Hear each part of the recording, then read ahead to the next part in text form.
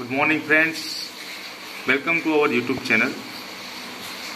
Today we are going to discuss about Unit 2, Read 2 from Standard 12th English textbook.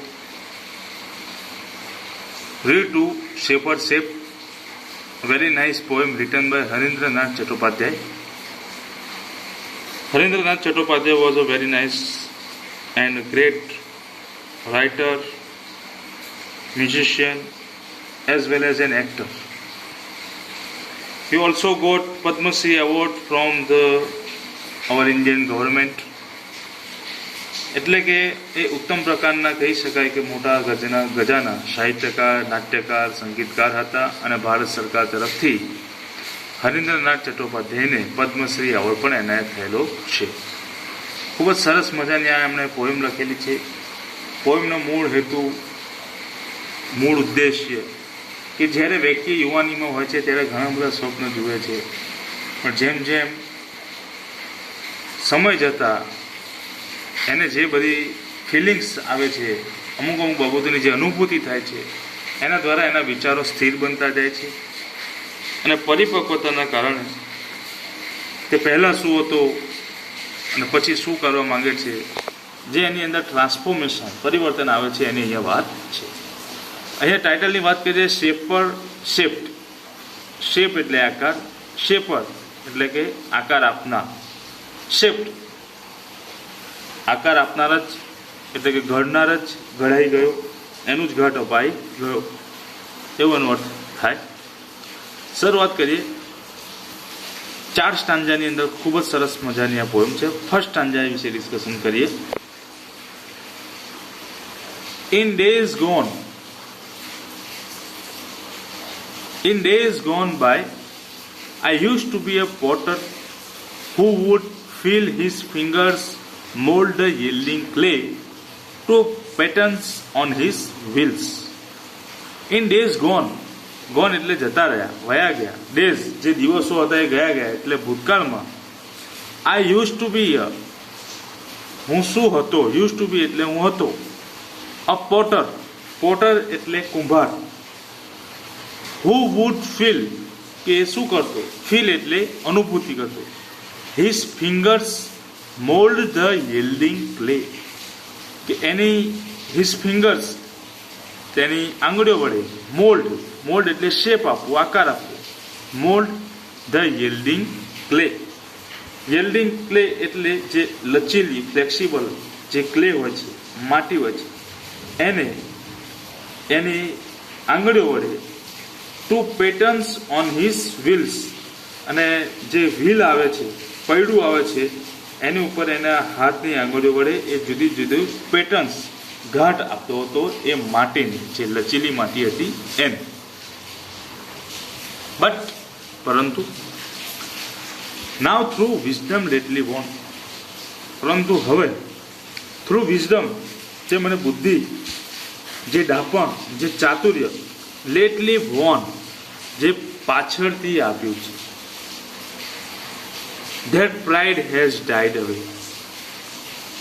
અને that એટલે કે પેલું, pride જે ગર્વ હતું મને, હેઝ ડાઇડ અવે એ હવે મરી પરવાયું છે, રસ ઉતરી ગયો છે.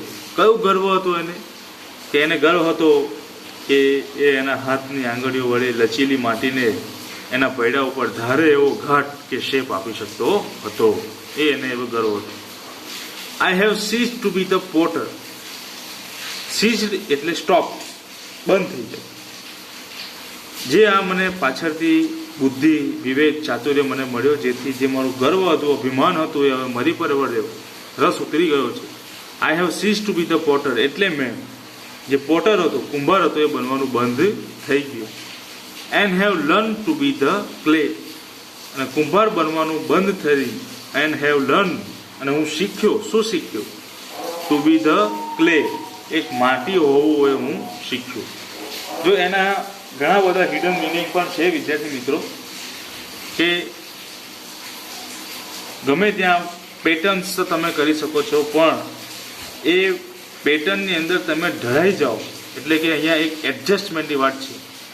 જે કવિને પાછળથી ખ્યાલ આવે છે કે ભાઈ પોટર કુંભાર બનવાનું આપણું કામ નથી, આપણું કામ છે એક લચીલી માટી બનવાનું કામ છે, કે આપણને ગમે ત્યાં એ મૂકવામાં આવે તો જે શેપમાં મૂકવામાં આવે એ શેપમાં આપણે ઢળી જઈએ, એ પ્રમાણે આપણી ક્લે બનવાની ઈચ્છા છે. બાકી બનાવનાર આપણે નથી, આપણે તો બનનાર છીએ. અહીંયા એ બાબત છે. સેકન્ડ સ્ટાન્ડર્ડની વાત ગઈ. ઇન અધર ડેઝ, ગત દિવસોમાં, આઈ યુઝ ટુ બી, હું શું હતો? અ પોએટ, હું એક કવિ હતો. થ્રુ હુઝ પેન, કે જેની પેન દ્વારા ઇનનંબરેબલ સોંગ્સ વુડ કમ, ઇનનંબરેબલ, અસંખ્ય, કાઉન્ટલેસ, ન્યુમરસ, એટલા બધા સોંગ્સ વુડ કમ, આવ્યા, to win the hearts of men. કેમ? એ કવિ હતા અને એમની પેનને ઘણા બધા અસંખ્ય એવા ગીતો લખેલા છે. કેમ? To win the hearts of men, માનવોના, મનુષ્યોના હૃદયને જીતવા માટે એ આ કાર્ય કરતા હતા.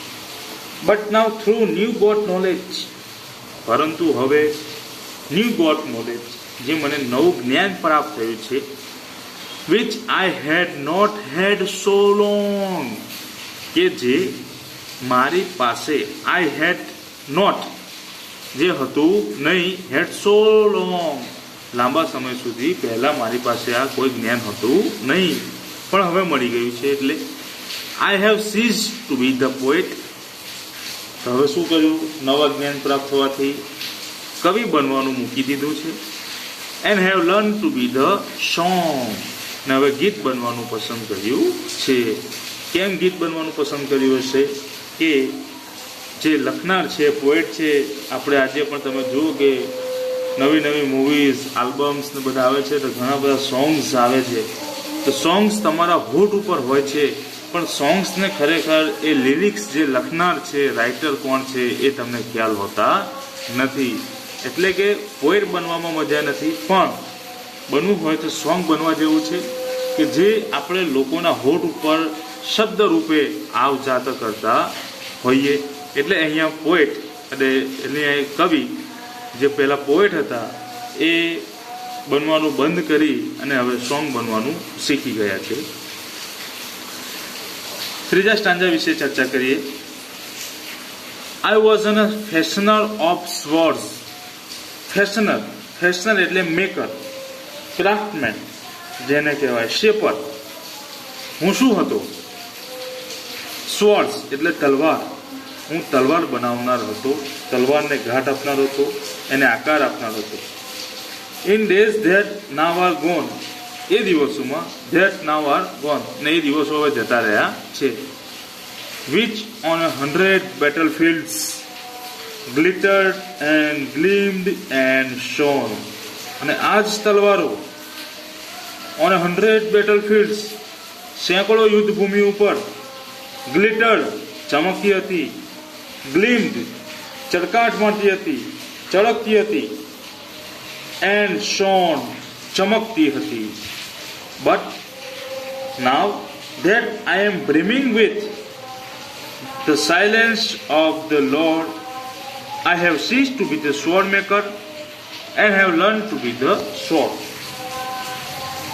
અહીંયા કવિ શું કહે છે કે હું એક જમાનામાં, in days that now are gone, કે જે દિવસો વીતી ગયા એમાં હું તલવારનો બનાવનાર હતો, ફેશનર હતો, જે સેંકડો યુદ્ધભૂમિમાં ચળકાટ મારતી હતી અને ઝળકતી હતી.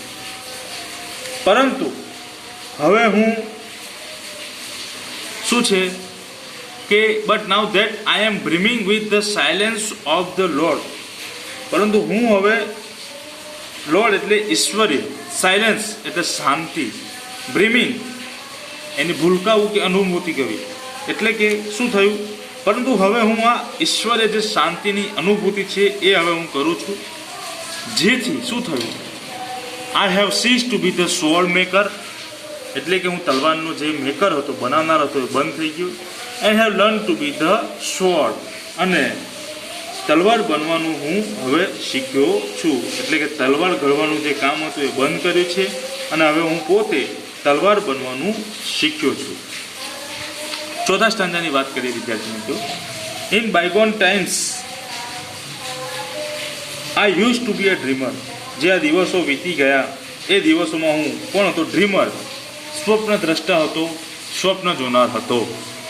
who would hurl on every side an insolence of emerald and pearl. સ્વપ્ન દ્રષ્ટા હતો વીતેલા વર્ષોમાં, બાયગોન ટાઈમ્સમાં. હુ કે જે હર્લ એટલે એક જાતનું ઘમંડ હોવું, ઈગો હોવું. ઓન એવરી સાઇડ દરેક બાબતમાં, દરેક જગ્યાએ એને કંઈ ઘમંડ હતો. અને એ ઘમંડ શેનો? એન ઇન્સોલન્સ, હંમેશા તોછડાઈ ભર્યું વાતો કરતો, હંમેશા અન્યાય જેવી વાતો કરતો, ગેરરીતિપૂર્વ. અને આગળ છે ઓફ એમરાલ્ડ એન્ડ પર્લ. એમરાલ્ડ એટલે જેને કહેવાય કે હીરા માણેક, પર્લ એટલે મોતી. એ હંમેશા એવું અભિમાન હતું કે આ હીરા છે, મોતી, સોના જે છે એને હંમેશા એકઠા કરવામાં એ માનતો. અને હંમેશા એની ભાષા જે હતી એ ઇન્સ્યોરન્સ, તોછડાઈ ભરી. પછી શું થયું? But now that I am kneeling at the feet of the Supreme. પરંતુ હવે kneeling, ની એટલે ઘૂંટણીએ, હવે હું at the feet of the Supreme, જે સુપ્રીમ છે, સર્વોચ્ચ છે, જે સર્વોપરી છે, એના પગે હું હવે ઘૂંટણીએ આવ્યો છું, એના તાબે થયો છું, એને હવે નમન કરું છું, એને હું ઝૂકું છું.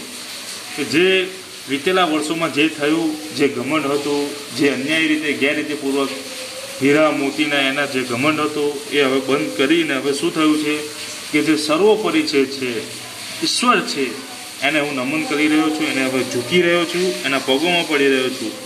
જેથી શું થયું? I have cease to be the dreamer. એટલે મેં સ્વપ્ન દ્રષ્ટા, સ્વપ્ન જોનાર તરીકે હું બંધ થઈ ગયો. And have learn to be the dream. અને સ્વપ્ન બનવાનું મેં પસંદ કરેલું છે, સ્વપ્ન બનવાનું હું શીખી ગયો છું. એટલે દરેક ચારે ચાર સ્ટાન્જાની અંદર વિદ્યાર્થી મિત્રો જોજો તે પાસ્ટમાં કંઈક હતા, પણ પાછળથી જે એને જ્ઞાન પ્રાપ્ત થાય છે પછી એ બની જાય છે કંઈક બીજા. એટલે પહેલા સ્ટાન્જાની વાત કરીએ, પહેલાં પોટર હતા, પછી જે સમજ પ્રાપ્ત થઈ પછી એ ક્લે બની ગયા. બીજા સ્ટાન્જાની વાત કરીએ તો પહેલાં કવિ હતા, પણ પાછળથી જે નોલેજ પ્રાપ્ત થાય છે પછી એ કવિનું બંધ કરીને સોંગ બનવાનું શીખી જાય છે. એવી જ રીતે ત્રીજા સ્ટાન્જાની અંદર ફેશનર ઓફ સ્વર્ડ્સ હતા, એટલે કે તલવારના ઘડનાર હતા, પણ પછી શું બનવાનું થઈ ગયું, એમણે શું બનતા શીખી ગયા, એ પોતે જાતે સ્વર્ડ બનવાનું, તલવાર બનવાનું શીખી ગયા.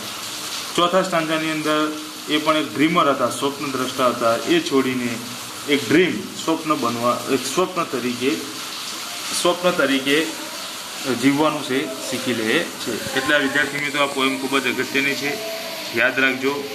બધા એના હિડન મિનિંગ્સ કઈ રીતે આપણે લખવાનું છે અને એકમ કસોટીમાં પૂછાય ત્યારે એની તમારે તૈયારી પણ કરવાની છે. ત્યાં સુધી stay home, stay safe and healthy. જય હિન્દ.